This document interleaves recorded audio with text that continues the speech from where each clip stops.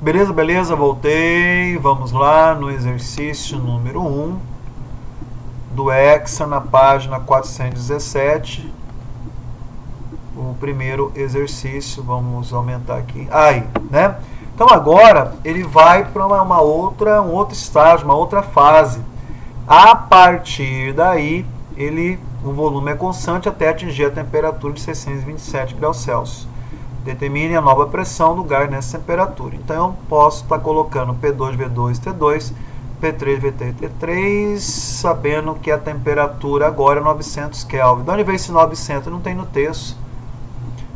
Nem o 300 tinha lá também lá atrás, né? Porque nós já transformamos, ó. A temperatura lá atrás era 27 graus Celsius, mais 273 foi para 300. Agora a temperatura aqui no T3 é 627 graus Celsius, mais 273, vai para 900.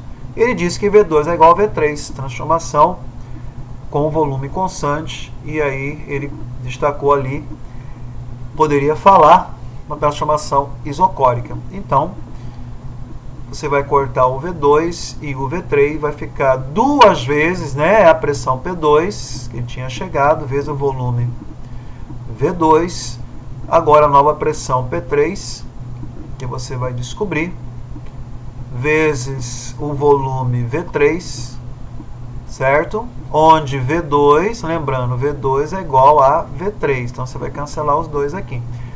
E a temperatura que ele vai atingir, que o gás vai atingir, 900 Kelvin.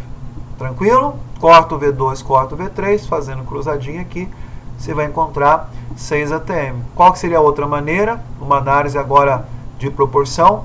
A temperatura era 300, foi para 900. Aumentou quantas vezes? 3 vezes. Numa transformação isocórica, quando a temperatura aumenta, o volume também aumenta na mesma proporção. Então, aqui minha pressão era 2. Qual seria a nova pressão? 2 vezes 3, certo? 6 atm. Beleza? O primeiro exercício. Passa a régua.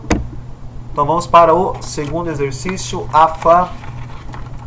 O segundo exercício fala que é uma amostra de N mol de gás ideal, sofre transformações AB, isovolumétrica, aqui, né?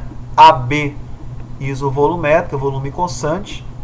BC, isobárica, tá certo? Isobárica, né? Pressão constante, ó, não muda. E de C até D, isotérmica. Aí, ó. Essa curva aqui é chamada de isoterma, tá? Conforme representação no diagrama pressão versus volume, ok? Mostrado na figura. A seguir, a pressão está em atm e o volume está em litros. Sabendo-se que a temperatura do gás no estado A, ele parte com 27 graus Celsius, pode-se determinar que a temperatura dele em graus Celsius no estado D.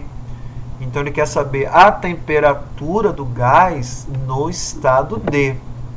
Sabendo que o gás passou pelas seguintes transformações, né? De A para B, de B, vamos voltar de B para C e de C para D. Tudo bem? O que eu conheço do gás no estado A? Bom, eu conheço a sua pressão, conheço o seu volume, conheço a temperatura. E no estado D? O que você conhece no estado D do gás? Eu sei que no estado D, ó, e aí você não tem o volume do gás, certo? E será que no estado D a pressão dele é 2? Será que é isso? Então vamos ver o que aconteceu. Você vai usar a equação geral dos gases perfeitos, PaVaTA, certo? PC, VC, TC. Por que a gente vai usar exatamente essa... Ah, perdão, gente. Não é isso mesmo, né? É a temperatura no estado D que ele quer saber. Certo? Muito bem. Então vamos lá.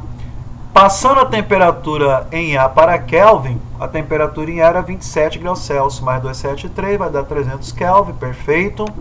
Então a gente vai pegar a pressão no ponto A, que é 2, o volume em A é 4 e a temperatura é 300, e vamos relacionar com C.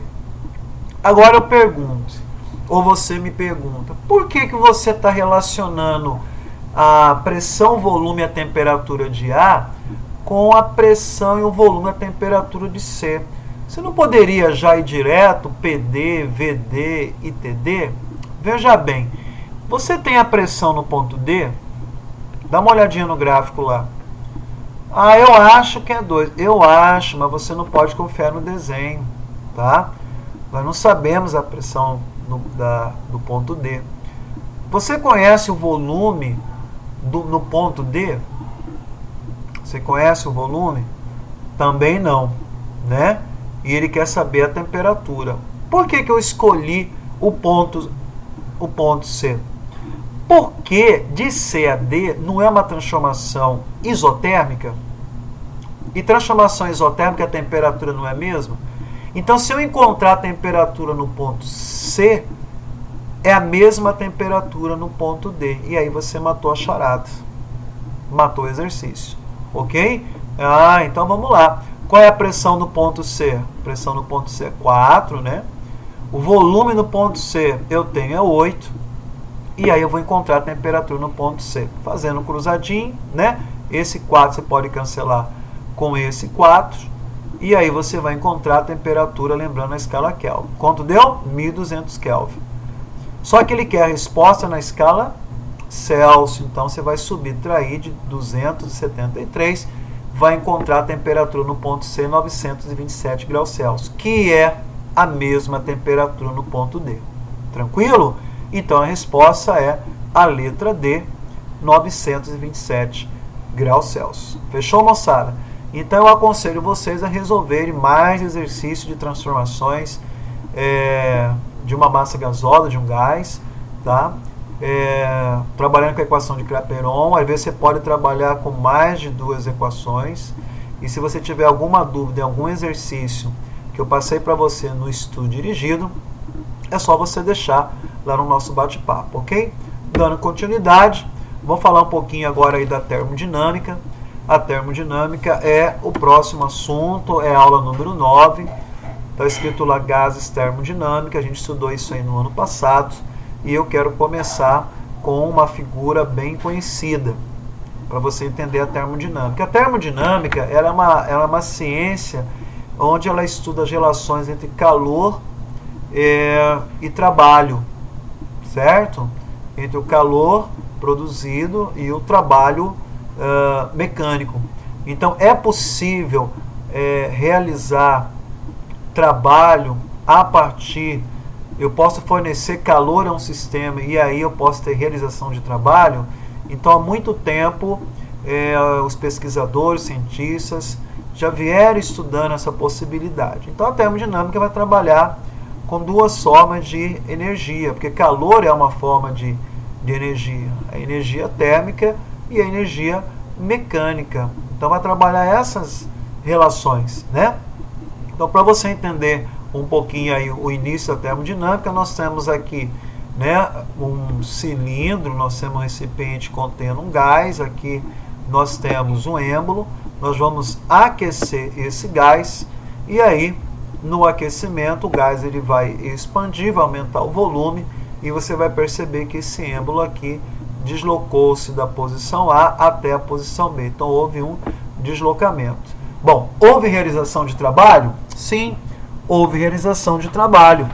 Então, o gás expandiu, deslocou o êmbolo. Então, você forneceu uma quantidade de calor e houve realização de trabalho.